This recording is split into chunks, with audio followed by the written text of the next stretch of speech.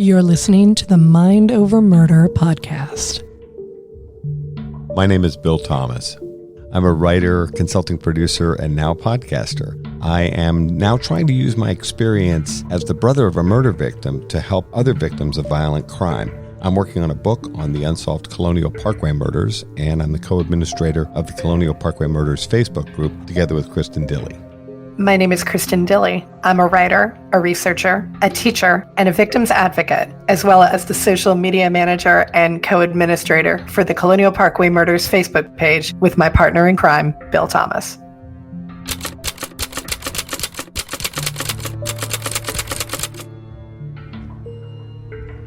Welcome to Mind Over Murder. I'm Kristin Dilley. And I'm Bill Thomas. And today we are taking you through the probable cause document in the case against Alexander Ray Baldwin III, aka Alec Baldwin, on the shooting on the Rust set in October of 2021. Now, we covered this case, did we not, Mr. Thomas? We did, around the time of the original accidental shooting. And as we'll point out as we go through the document, there are two people who are being charged in this case, Alec Baldwin and the armorer, who's the person responsible for weapons on the set, who's named Hannah Gutierrez Reed, and she's referred to a number of times in these documents. These charging documents are drawn up in parallel for Baldwin and for Gutierrez Reed. You'll see as we go through it recaps the original accidental shooting as well as the steps that the investigators took to try to determine who was responsible. And for anybody who may not remember the incident on the Rust movie set that did result in the injury of director Joel Souza and the death of cinematographer Halnya Hutchins. So we're going to go ahead and dig into the probable cause document here. And it starts, first of all, with a synopsis of the shooting itself. So if you forgot what happened on the Rust set in New Mexico, you're about to get a nice refresher course. We'll also include links to the documents themselves and a good article that we feel summarizes the case to date in the show notes. And we'll do what we did with our probable cause document reporting for the Idaho 4. In this case, I'll go through, we'll both do some color commentary, and because Bill does have his background in entertainment and show business, he is going to be able to provide a lot more insight into certain things than I would be able to. So I'm going to let him take the lead on some of this. So this is the State of New Mexico, County of Santa Fe, First Judicial District Court, State of New Mexico as plaintiff versus Alexander Ray Baldwin III, defendant. And this is a statement of probable cause. It starts with a background and synopsis. On October 21st, 2021, in the county of Santa Fe, state of New Mexico, a shooting involving a handgun revolver firearm occurred that resulted in the death of Halnya Hutchins and the serious injury of Joel Souza. The shooting involved a .45 caliber revolver and occurred on a Western movie set located in rural Santa Fe County, referred to and known as Bonanza Creek Ranch, 15 County Road 45, Santa Fe, New Mexico, 87508. On this date, being filmed and or rehearsed at this location was a film at the time referred to as Rust. Through interview statements and evidence, it was learned that defendant Alec Baldwin, hereinafter Baldwin, was the lead actor in the film. Through these interview statements and physical evidence, it was also learned that Baldwin was involved in and named as a primary producer of the film. Through these same statements, interviews, and evidence, it was determined that after lunch on October 21st, 2021, the crew, production staff, camera crew, and actors were preparing for a scene set in the church. This was not an established rehearsal, nor had filming commenced. At this point, Baldwin was seated in what is referred to and appears to be a church on this movie set. Baldwin was in possession of a .45 caliber long Colt caliber revolver type firearm, one of a type and kind often used and or seen in or on Western genre type movies or sets. The firearm is a single action revolver handgun, which requires the cocking of the exposed hammer, which then rotates the cylinder, and then the pressing of the trigger is required to fire the weapon. In front of Baldwin, standing, were victims Halnya Hutchins and Joel Souza. Hutchins and Souza were viewing and moving a camera for a possible setup for a later scene to occur at a later undetermined time and date. Through these same statements, interviews, and physical evidence, it was learned that Halnya Hutchins was the director of photography for the film and Joel Souza was the director-writer for the film. Information and evidence obtained showed that Baldwin was seated in a pew facing in a northerly direction toward the front of the church. In front of him was Halnya Hutchins and Joel Souza, and a camera operator along with other crew, i.e. sound, script, costume, etc. Baldwin was wearing a shoulder holster, right-hand draw, which was holding the .45 long Colt caliber single-action 6-shot revolver. Baldwin was practicing drawing and pointing the weapon for the scene with guidance and instruction from Halnya Hutchins and Joel Souza. So, Bill, is your understanding, at this point, wouldn't the armorer be on set for a rehearsal, or is that not necessary, The armorer, Hannah Gutierrez Reed, should have absolutely been on set. Now, according to the articles we've read and the legal documents that have been filed, supposedly due to COVID-19 restrictions, she was not on set in the church setting. I think that's a huge mistake. Supposedly she was outside the building. I find this really hard to believe that they would actually be handling a real gun in what should be a rehearsal situation. So first of all, the gun could have easily been a rubber gun, literally a gun made of rubber. If all he's doing is practicing and setting up for a future shot, there's no reason for him to be using a real gun. Further, if he is using a real gun, she, the armorer, should be on set, and she's not. And I think that's a massive mistake on everyone's part. And they get into more detail about how the gun ended up being handed to Baldwin. But I'm seeing all kinds of problems just in the first few paragraphs of this description. The setup was to be a close-up on Baldwin and the firearm as he drew the weapon and pointed it. Hutchins and Souza were viewing the practice scene on a monitor attached to the camera. Baldwin drew the revolver from the holster, pointed it at Hutchins, and fired the weapon. When reviewing the script and witness interviews for this particular scene and close-up shot, evidence indicates the scene shot did not require the weapon to be fired. It was also determined by consultation with expert armorers that in a rehearsal, a plastic gun or replica gun should be used as no firing of blanks is required, just like you said, Bill. And there's a key phrase used here, expert armorers, which we'll get into in just a minute. However, Baldwin fired the single-action .45 long Colt revolver, resulting in the discharge of a projectile that struck and traveled through the right armpit area of Hutchins, exited her back from the OMI, Office of Medical Examiner's official report, then struck Joel Souza in the right shoulder and lodged into his right back. At approximately 1:48 p.m., the shooting was reported to Santa Fe County Regional Emergency Communications Center via 911. This resulted in the response of fire, emergency, medical, and Santa Fe County Sheriff's Office personnel. This further resulted in a case number, CAD incident number, being generated, 202-007949. The Santa Fe County Sheriff's Office conducted an investigation into the shooting under this case number as a death investigation. Detective Alexandra Hancock was assigned as the primary investigator. The response of emergency personnel resulted in Joel Souza being transported by ambulance to St. Vincent Regional Medical Center, located at 455 St. Michael's Drive, within the city limits of Santa Fe, New Mexico. Halnya Hutchins was transported from the scene by air ambulance helicopter to the Level 1 Trauma Center at the University of New Mexico Hospital, Albuquerque, New Mexico. Hutchins was pronounced deceased at approximately 3:37 p.m. by attending medical personnel. Joel Souza was treated and released, but not before a projectile was removed from his back. The projectile appeared to be a lead projectile of the type and kind found in live ammunition. This item was secured and turned over to the Santa Fe County Sheriff's Department.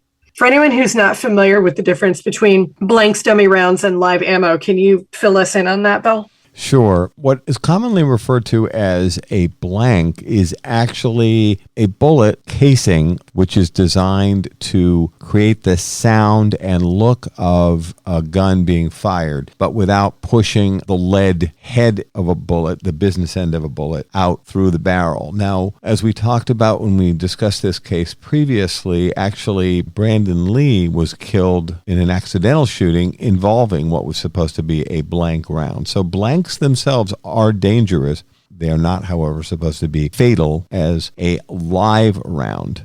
would be.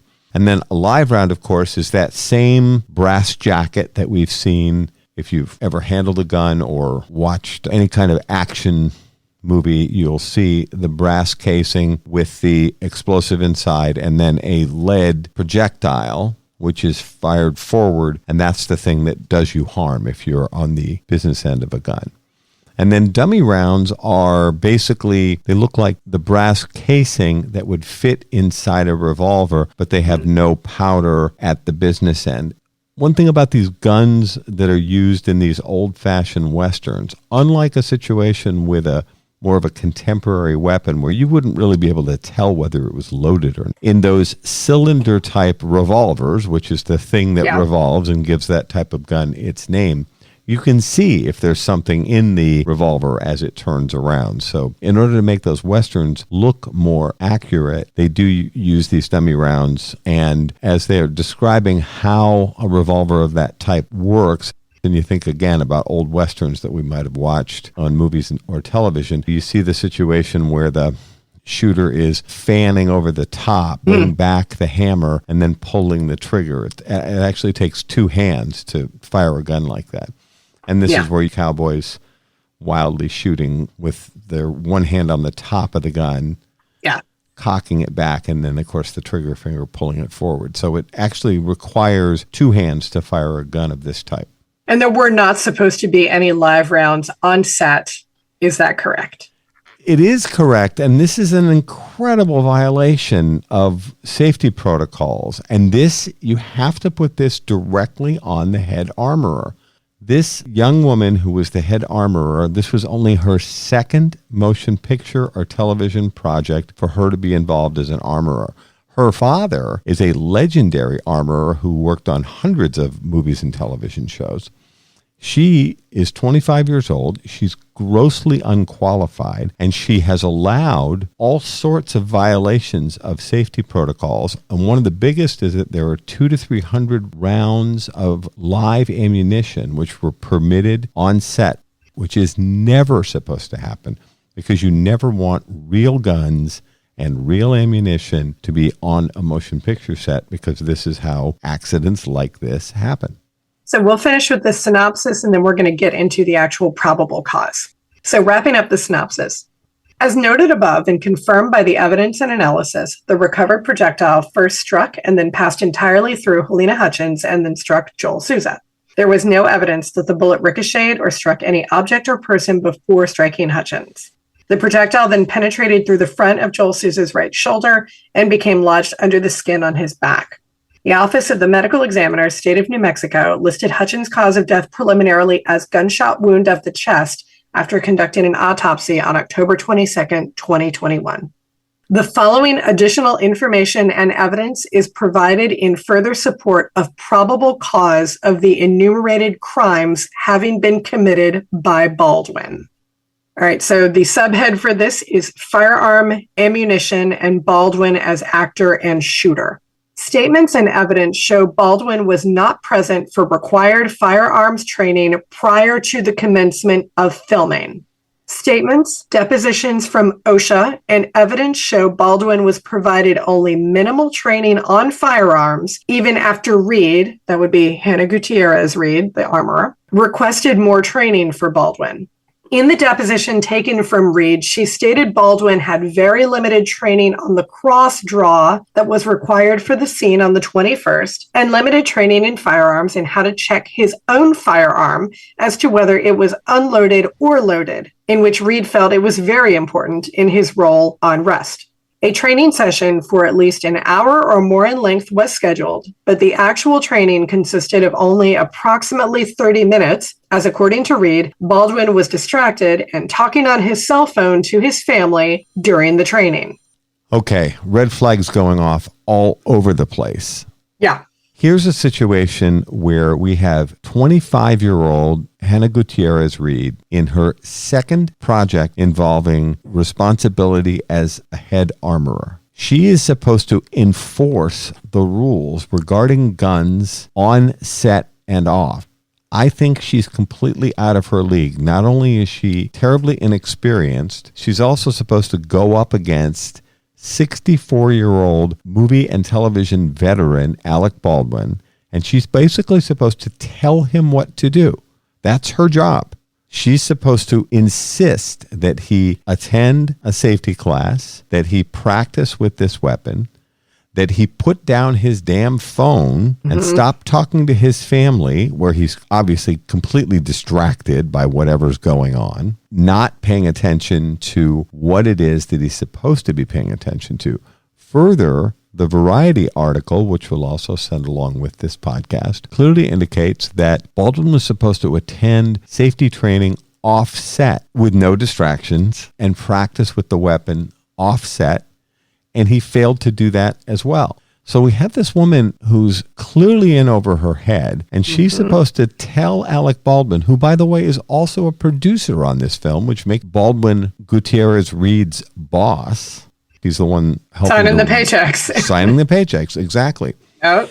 And you can see this guy who's apparently been in at least 40 motion pictures and television projects that involved guns. So he actually says in the interview with law enforcement that he considers himself an expert when it comes to guns. So she's going to have a terrible time enforcing the rules and making him do what he needed to do, which led directly, I believe, to Hannah Hutchins' death. He can spout all he wants in television interviews about the fact that he's somehow not responsible for this death. I actually think he could be found to be responsible for the cinematographer's death. And you're already seeing it, and we're only a short way into this 9-page document. Back to the document. Baldwin approached responding deputies on the day of the shooting, wanting to talk to them because he was the one who, quote, fired the gun. He was referred to and later interviewed by detectives. Baldwin later asserted that he never fired the revolver and that it had just, quote, gone off. Baldwin made this assertion public as well in multiple media interviews conducted after the shooting. Many media interviews and law enforcement interviews were conducted by Baldwin, and he displayed very inconsistent accounts of what happened during the incident when firing the gun that killed Hutchins. Photo and video evidence from inside the church on the day of the shooting shows some of the rehearsal up to and including moments before the shooting. The photos and videos depict the above-described actions of Baldwin prior to the shooting, practicing drawing and pointing the weapon. The photos and video clearly show Baldwin multiple times with his finger inside of the trigger guard and on the trigger while manipulating the hammer and while drawing, pointing, and holstering the revolver, which is a huge no-no, am I right? It is, and this is where Baldwin's spouting off in multiple media interviews, claiming that he never fired the gun, as we talked about over a year ago when this incident took place. This is all going to be recorded. Now, only some of this may end up appearing in a film. There are going to be dozens and dozens of takes, and there's going to be film and video and still photography going on for virtually every moment on set. So those moments are all going to be captured. So that fanning motion that we talked about, where you take your one hand and cock it back and then pull the trigger with your other finger, it's very evident that all of this is captured for everyone to see. And if this goes to a jury trial, they're probably going to see this video, which is going to show very clearly he did fire the weapon. So his claim that he didn't fire the weapon is absurd on its face. And then he was like, okay, a gun just went off. So here's where I like the FBI going, yeah, that's not how it works. The revolver involved in the shooting was seized by detectives as evidence. It was later submitted to the FBI crime lab for examination and analysis. As part of that examination, the FBI conducted a malfunction function check of the revolver. This involved trying to get the weapon to fire without the trigger being depressed, i.e. striking the hammer at various multiple angles against a solid object and striking the hammer of the revolver with an actual hammer or mallet. The revolver did not malfunction, i.e. fire when it should not or accidentally. This analysis clearly showed that the weapon could not accidentally fire. For the weapon to fire, the trigger had to have been depressed or pressed. The analysis additionally included testing of and documentation of the sear engagement points of the hammer as it is moved from the position of at rest all the way down against the frame at its lowest position through each engagement of the single action hammer mechanism. The firearm possessed 1/4 and 1/2 cock position safeties and were found to function as designed, i.e. keeping the hammer from striking a cartridge primer without pulling the trigger. Additionally, at half cock, the cylinder was partially rotated, making it impossible for the hammer and attached firing pin to strike a primer. So you're a lying liar, Alec Baldwin. It didn't accidentally go off. No, and the gun functioned as designed, and they were not able to recreate any situation where the gun went off by itself. I'm picturing an FBI tech sitting there and actually bashing this thing with a hammer. Yeah. Which is exactly what they said they did.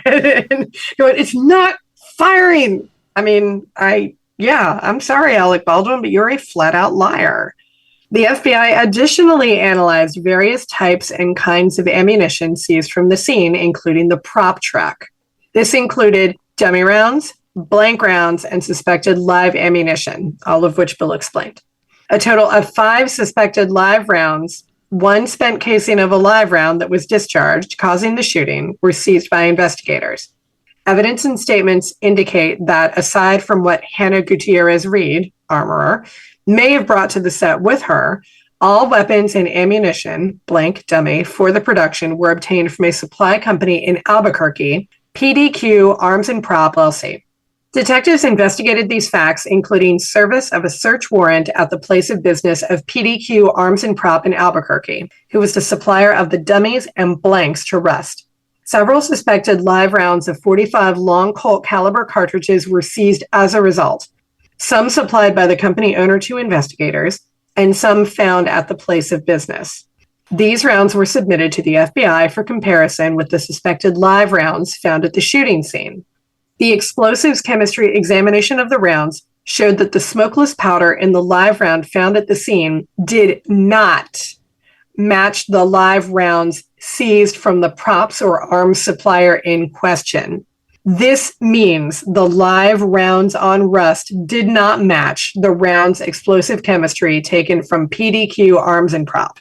Reporting states that there were 200 to 300 live rounds that were brought in a can and that may have been made by another company for use on set, which is a complete violation of protocol.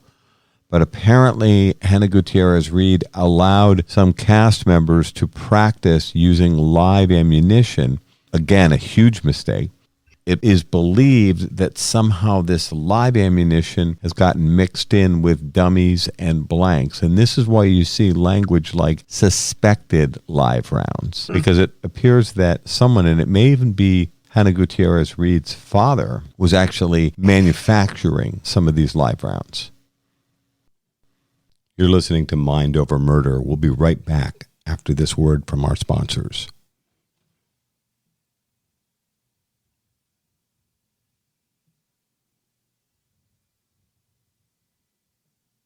We're back here at Mind Over Murder. The FBI lab determined that the 5 suspected live rounds recovered at the scene of the shooting were indeed live rounds, each possessing an unfired primer, powder, and bullet as part of the cartridge. These 5 rounds were found by detectives and crime scene techs while processing the scene. The 5 unfired rounds were found in the following locations. 1 from SFSO Lieutenant Benavides' patrol vehicle that he had seized from Reed upon his arrival. 2 from the top of the armorer's cart, including the 1 spent live round casing. 1 from a bandolier on the cart. 1 from Baldwin's holster located inside the church. 1 from an ammunition box located on the armorer's cart. Along with the casing and fired projectile, there were a total of 6 .45 live rounds that were discovered in various locations on the Rust set. And this is what I was saying. This is such a blatant and stupid violation of protocol. There should have never been live rounds. And you can tell from this description, it's like a jumble of different types of ammunition, live, blanks, and dummies. And it sounds actually very confusing. There are different kinds of bullets. Even on the armorer's cart, which is right outside the church set, And that's where the weapons are supposed to be left whenever they're not being used. And of course, they're supposed to be locked up anytime in the evening and even during the lunch break. That cart is supposed to be secured. And the cart sounds like it's a mess with all different ends of rounds and a very dangerous situation starting right there. And this is Hannah Gutierrez Reed's primary responsibility as an armorer is for the safety of all on set. Right. So now we're getting into issues with Alec Baldwin as an actor. Evidence further shows that Baldwin, as an actor who has extensive experience in the film industry involving firearms, failed to demand at least 2 safety checks between the armorer and himself and witnessing the handling of firearms by a first assistant director. Standard protocol is the armorer is to show the actor the firearm, pull the bullets out in front of the actor, and demonstrate there are no live rounds, but dummies, in the firearm. Baldwin knows this is standard safety protocol, as he has mentioned it in media interviews and in law enforcement interviews. Reed did not do this protocol in front of Baldwin. Baldwin did not object to this action. Reed discusses in her interviews with OSHA and law enforcement this should have occurred. Reed also acknowledges in her interviews she should have been in the church with the firearm at all times. Instead, she left the church while Baldwin was in possession of a firearm in close proximity to the cast and crew. Baldwin further acknowledges that it is standard protocol for armorers to stay with the firearm at all times in the media and interviews. Finally, Baldwin directly pointed a firearm at Hutchins and Souza. Whether guided by her directions or not, Baldwin knew the first rule of gun safety is never point a gun at someone you do not intend on shooting. In addition, always assume a gun is loaded. Had Baldwin performed the required safety checks with the armorer, Reed, this tragedy would not have occurred. In addition, if Baldwin had not pointed the gun at Hutchins and Souza, this tragedy would not have occurred. They just laid it right out exactly as it is. And you can see they're going to be building a case against these 2 individuals for failure after failure.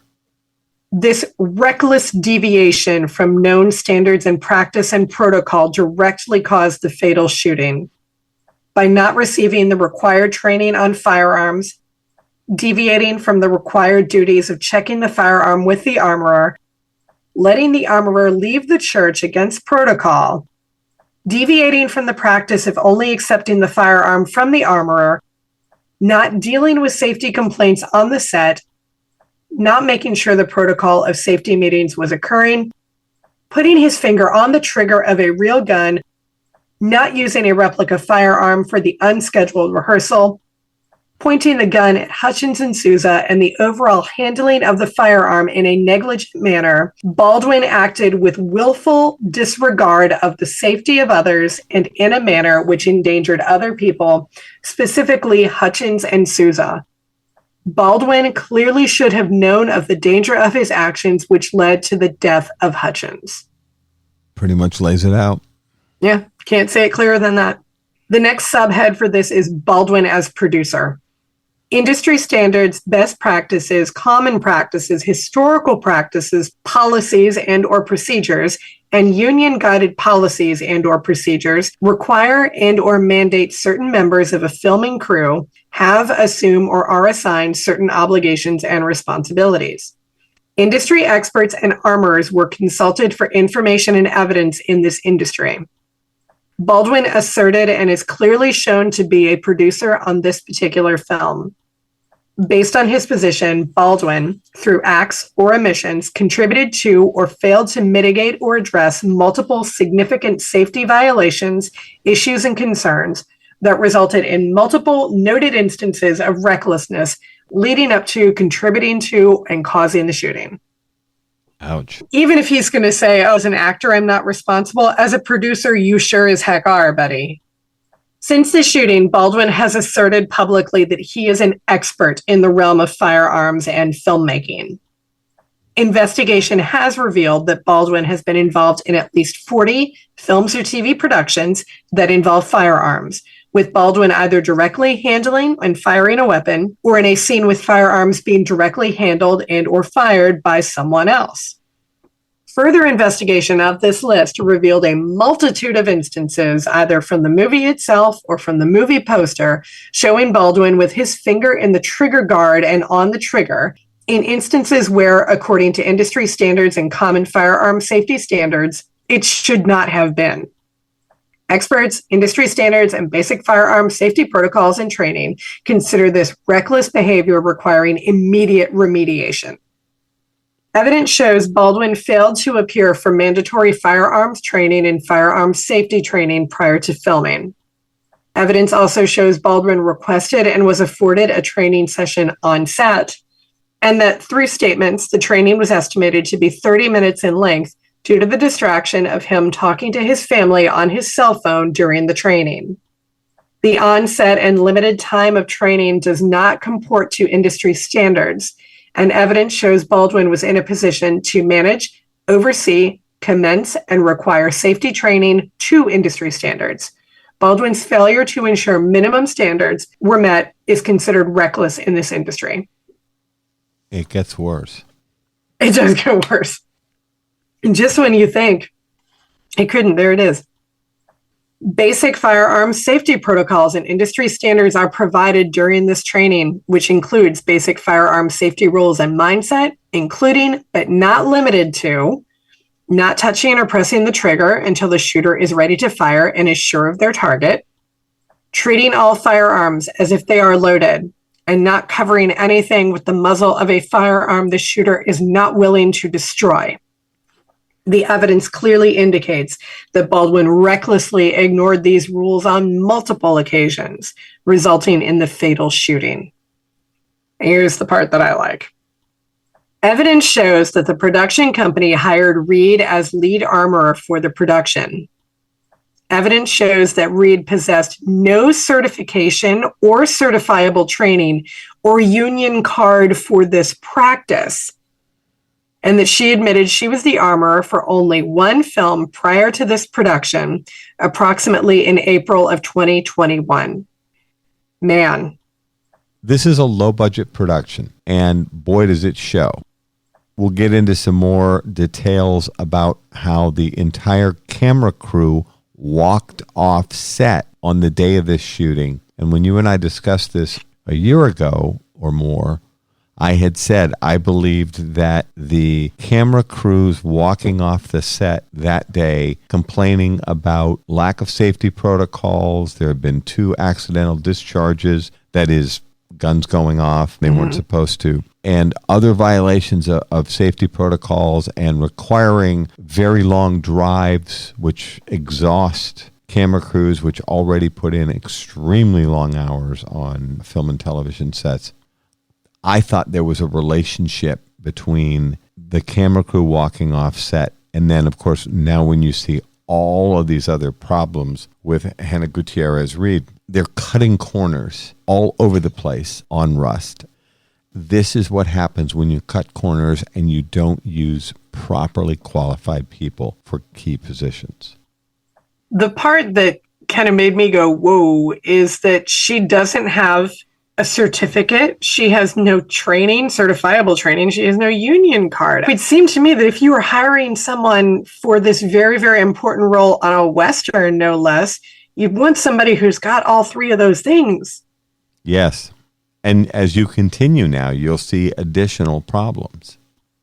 As the producer of a firearm intense film, evidence shows that Baldwin allowed, through acts or omissions, the hiring of inexperienced and unqualified Reed for this production, failed to mitigate or establish more precautions to protect against Reed's inexperience, or failed to demand the minimum safety standards, protocols, and requirements on set. Reed was assigned by production to be an assistant prop master in addition to her armorer duties. Evidence shows that this resulted in Reed not focusing her entire attention on her primary responsibility as armorer. Evidence shows Baldwin violated industry standards and practices by allowing this reckless and generally prohibited practice, resulting in reckless actions taking place prior to and on the day of shooting. For anybody who may not be familiar, Bill, what does the job of a prop master entail, even if it's an assistant prop master? They are the people that are responsible for handling all of the props on set. So everything that a set decorator and an art director have designated to create the look and feel on set, they're responsible for securing those items, placing them, and getting the set ready for production. Here we go again. Rust, which is a low-budget film, is cutting corners, and they've actually given Reed 2 jobs when the armorer job is definitely a full-time job because it's all about safety.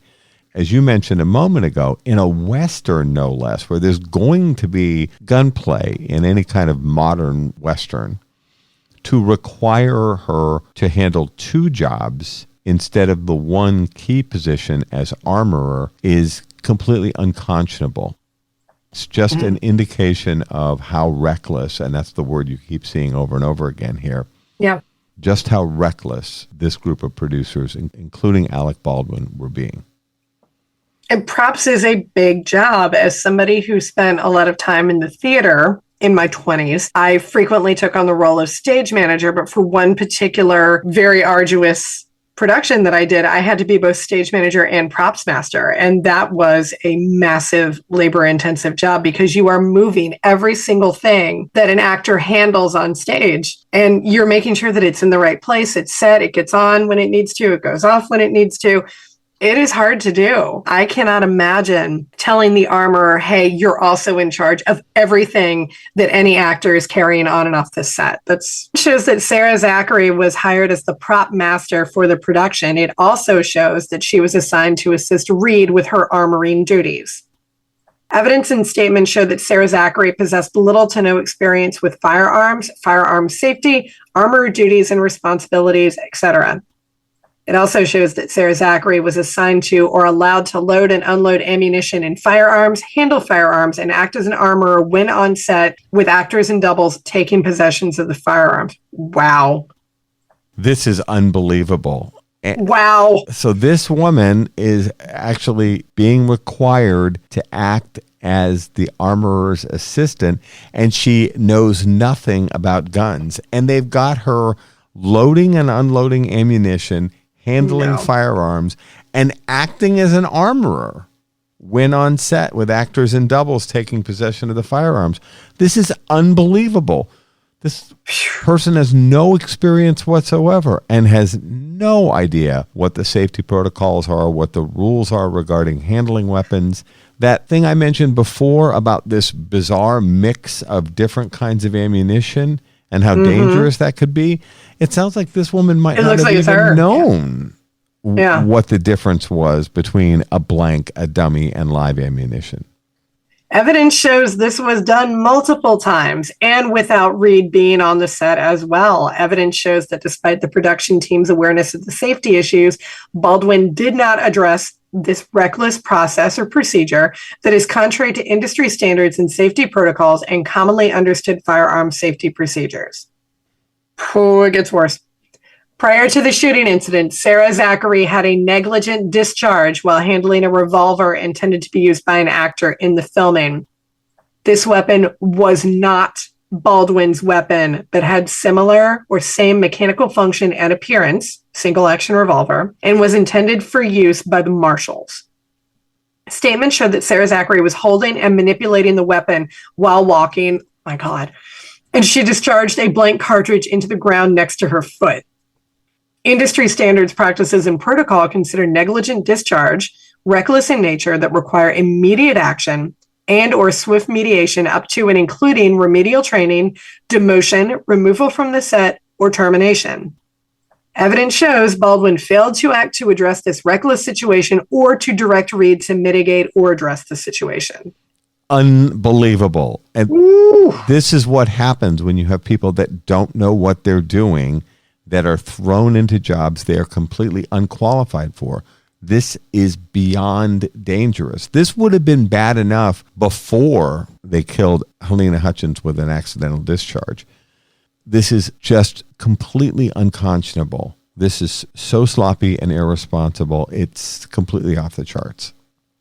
Also, prior to the shooting incident, another negligent discharge was committed by a stunt double as he was handling, manipulating a lever-action period rifle loaded and left unattended with the stunt performer while in a holding tent. Oh my God. This goes back to Reed now, failing to do her job. These weapons are supposed to be secured, locked up whenever they're not being used on camera. And this is somehow left in a tent where people, in this particular case, a stunt double, is holding, that is waiting out of the sun. How in the world does that happen? Baldwin failed to act, the evidence shows, to address this reckless situation or to direct Reed to mitigate and address the negligent discharge. Through evidence and interviews, these reckless and serious safety violations were deemed negligent by the investigation, as there was no indication or evidence that the firearm in question malfunctioned at any time.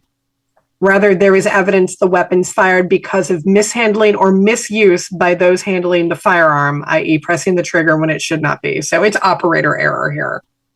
It's not weapon malfunction, it's operator error. In his producer's position, the evidence indicates Baldwin also did not act to address the lack of daily safety meetings that are required to be conducted by the first assistant director, first AD. Evidence indicates that on or about the 13th day of filming, only 3 or 4 safety meetings were conducted by the AD. Practice and standards investigated indicate that a daily safety meeting should be conducted with the crew, regardless of the scenes for the day's shoot. The lack of meetings and the lack of appropriate content of said meetings resulted in a climate of recklessness, as evidenced by the conduct of the casting crew documented through statements and evidence. In addition, no safety meeting was conducted on the day of the incident. Safety meetings were supposed to be listed on the call sheet daily, but were not.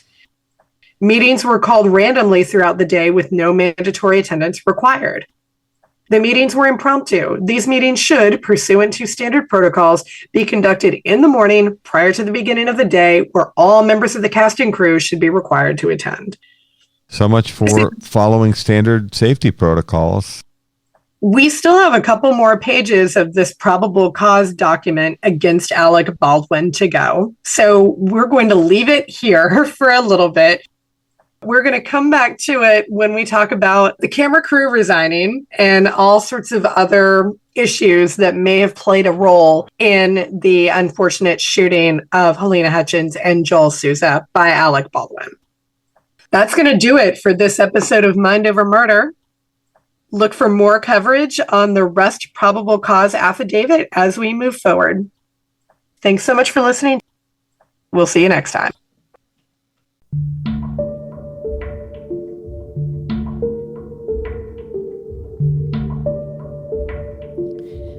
Mind Over Murder is a production of Absolute Zero and Another Dog Productions.